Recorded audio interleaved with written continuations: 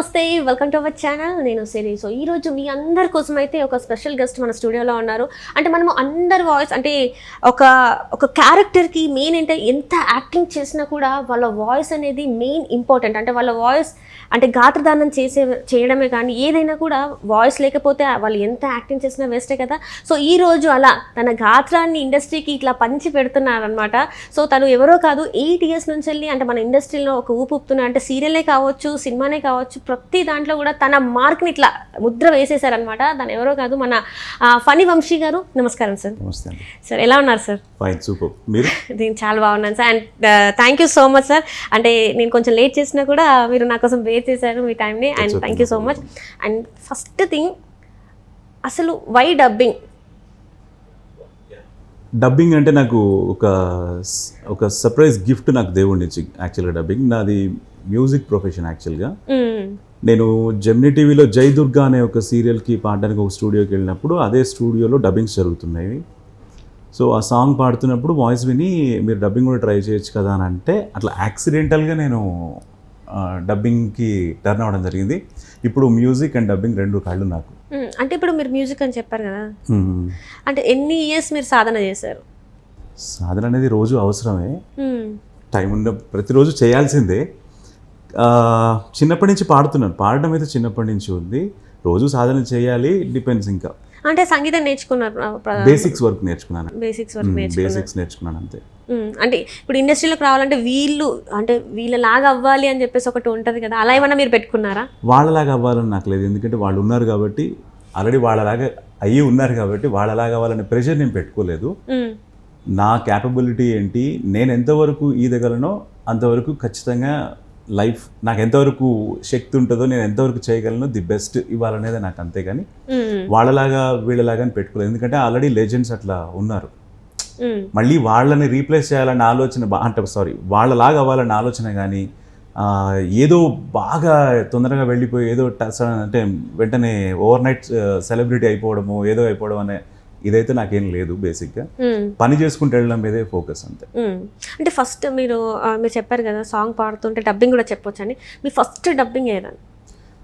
First dubbing అదే song పాడుతున్న స్టూడియోలోనే జరుగుతుంది. సాహస వీరులు అని అక్షయ్ కుమార్ గారిది ఖత్రోంకి కిలాడి అని హిందీలో వచ్చింది. తెలుగులో అది సాహస వీరులుగా డబ్ అయిందనమాట. సో దాంట్లో ఒక one of the main character లాగా ఉండే. సో దానికి చెప్పించారు నాతోటి. అది చెప్పాను. అది జస్ట్ లైవ్ షో అనమాట. కొన్ని దాంట్లో టాస్క్లు ఇస్తారు దాంట్లో ఉన్న యాక్టర్స్కి. అది చాలా న్యాచురల్గా ఉంటుంది, మనం మాట్లాడుకున్నట్టే రన్ అవుతుంటుంది అనమాట. దాంట్లో ఒకటి చెప్పాను అంతే. సో దాని తర్వాత కంటిన్యూగా అంటే మీకు బ్రేక్ అంటే దీంతో ఫనీ వంశీ అని చెప్పేసి ఇండస్ట్రీలో తెలిసిన ఇదేంటి? ఆ డైలాగ్ అంటారా, లేకపోతే ఒక యాడ్ అంటారా, లేకపోతే సీరియల్ అంటారా? అయితే డబ్బింగ్ స్టార్ట్ చేసిన విదిన్ 3 months అనుకుంటా. 3 monthsలో నాకు లక్కీగా దాసనారాయణరావు గారి సీరియల్ అభిషేకంలో హీరోకి నేను కమిట్ అవ్వడం జరిగింది. హీరో క్యారెక్టర్కి నేను వాయిస్ ఇచ్చాను. సో సెలెక్ట్ అయింది. ఫస్ట్ అభిషేకం అనే సీరియల్తో నేను స్టార్ట్ చేశాను. కెరియర్ స్టార్ట్ అయింది. అంటే స్ట్రైట్ సీరియల్స్. అంటే నేను అదే మీకు చెప్పాను కదా, ఇందాక సాంగ్ పాడుతున్నప్పుడు డబ్బింగ్ అడిగారని చెప్పాను కదా, అక్కడ నుంచి ఒక 3 months లోపే ఇదంతా. ఆ తర్వాత వెంటనే రాఘవేంద్రరావు గారికి సంబంధించిన ప్రొడక్షన్ హౌస్ నుంచి వచ్చిన కోయిలమ్మ, సాయి కిరణ్ గారు హీరోగా వచ్చింది. సో కొంచెం గ్యాప్లో ఈ 2 సీరియల్స్కి నేను కమిట్ అవ్వడం జరిగింది అనమాట, హీరోస్కి. ఇవి 2 నాకు అంటే నా ఇనీషియల్ స్టేజెస్లోనే ఒక బిగ్ బ్యానర్స్లో నేను సీరియల్స్కి చెప్పడం అనేది ప్లస్ పాయింట్ అయిందని అనుకుంటున్నాను నేను. ఏమైనా డైలాగ్స్ గుర్తున్నాయా serials? So it's a flow అండి. పర్టికులర్గా పంచ్ డైలాగ్స్ లాగా ఏవి ఉండవు, బట్ మంచి క్యారెక్టర్స్. అభిషేకం అయితే సీరియల్స్ హిస్టరీలో, వరల్డ్ సీరియల్ హిస్టరీలో కూడా Guinness book of world record, ఇండియాలో అయితే డెఫినెట్గా రికార్డ్. 3000+ ఎపిసోడ్స్. వామ్మో, 300+ ఎపిసోడ్స్. 3000 ఎపిసోడ్స్. సో దానికి మీరు మొత్తం చెప్తున్నారు అది అంటే last generation, last 15 to 1800 episodes ఉంది కదా, ఆ జనరేషన్స్ మారుతూ ఉంటాయి. ఏదైతే 1800 ఎపిసోడ్స్, లాస్ట్ 1800 ఎపిసోడ్స్ నేను చెప్పాను. మామూలు విషయం కాదు సార్, అది కూడా దగ్గర 2000 అన్నట్టే కదా. 2000 ఉండొచ్చు అసలు. అంటే ఎట్లా ఉంటుంది సార్, అంటే సీరియల్ డబ్బింగ్కి మూవీ డబ్బింగ్కి అసలు డిఫరెన్స్ ఏముంటుంది సార్? అంటే నా పర్సనల్ ఒపీనియన్ అయితే ఏదైనా మనం ఓన్ చేసుకునే దాన్ని బట్టే ఉంటుంది. సీరియల్ డబ్బింగ్లో వాళ్ళకి కావాల్సిన అవుట్పుట్ మనం ఇవ్వాలి, సినిమాలో వాళ్ళకేం కావాలో అది ఇవ్వాలి తప్ప డిఫరెన్స్ ఏముంటుందంటే నేనేం చెప్పలేను. ఫైనల్గా మనం చేసేది ఏంటి, నేను ఏదైనా డిఫరెంట్గా చెప్పాలనుకున్నా అక్కడ యాక్టర్ ఏం చేస్తాడో అదే చెప్పాలి నేను. అంటే ఇప్పుడు డైలాగ్స్ తొందర సినిమాలో ఉంటాయా అంటే ప్రెషర్ ఎక్కువ ఉంటుందని? ప్రెషర్ డెఫినెట్గా ప్రెషర్ అని చెప్పలేం, కానీ స్పేస్ ఉంటుంది, టైం ఉంటుంది. సినిమాల్లో డెఫినెట్గా ఆ స్పేస్ ఉంటుంది. అట్ ద సేమ్ టైం వాళ్ళని మెప్పించడం కూడా కొంచెం కష్టం. మెప్పించడం కూడా కష్టం అంటారు. మెప్పించడం కష్టం. అంటే అక్కడ కూర్చొని మాకు ఇలానే కావాలని వాళ్ళు డైరెక్టర్స్ అడుగుతారు. ఆఫ్ కోర్స్ ఒక్కొక్కసారి దాదాపు ఒక లైన్ని ఒక 15-20 సార్లు చెప్పాల్సి వస్తుంది. అట్లా కష్టపడ్డ డైలాగ్ ఏంటి మీకు?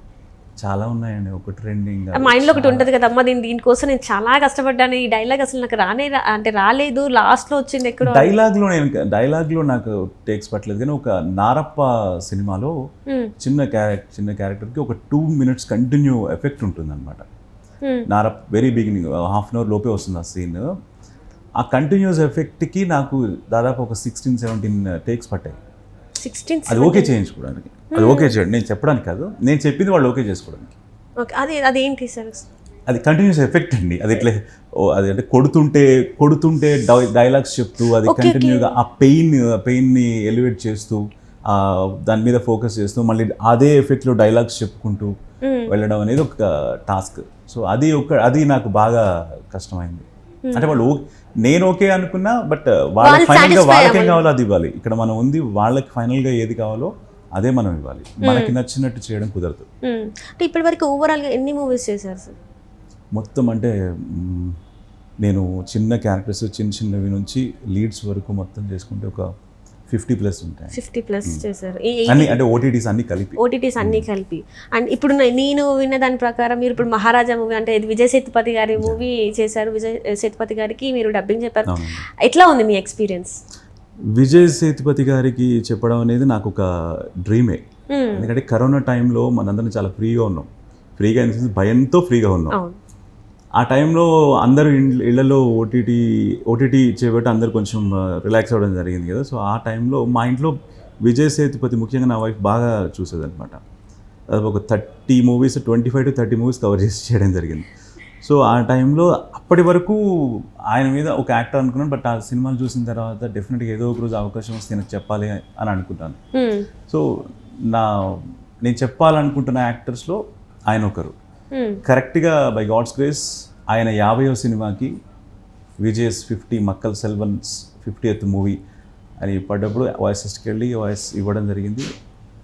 ఓకే అయింది. ఫైనల్గా సినిమా కూడా రిలీజ్ అయ్యి బాగా ఆడుతుంది, ప్రేక్షకులందరూ ఆదరిస్తున్నారు. అందులో ఒక డైలాగ్. ష్యూర్ అండి.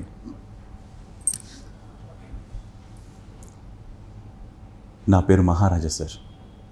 కేకే నగర్లో సెలూన్ షాప్ పెట్టుకున్నాను. ఇల్లు పள்ளிకరణి భారతీనగర్లో ఉంటుంది సార్. ఇంట్లో లక్ష్మిని దొంగిలించారు సార్. ఎఫ్ఐఆర్ ఫైల్ చేద్దామని వచ్చాను. అంటే ట్రైలర్లో వచ్చింది కాబట్టి చెప్తున్నాడు, బట్ మిగతా అంతా ఇప్పుడు సినిమా రన్ అవుతుంది కాబట్టి మిగతా నేను రివీల్